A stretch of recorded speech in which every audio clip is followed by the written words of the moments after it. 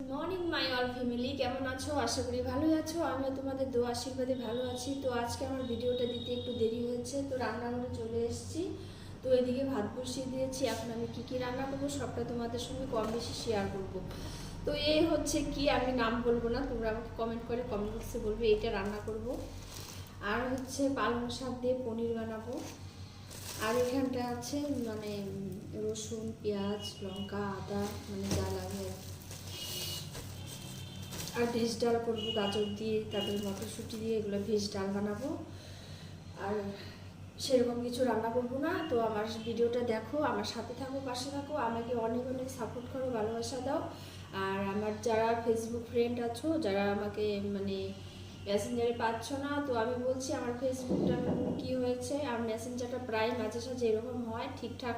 আমি Facebook Messenger বেশি করি না, তো যার জন্য মানে কি হয় দুদিন পরে পরে আমি নিজেও জানি না। তো যাই হোক, ভিডিওটা যদি দেখো তোমরা তাহলে বুঝতে পারবে। ঠিক আছে, রাখি, টাটা।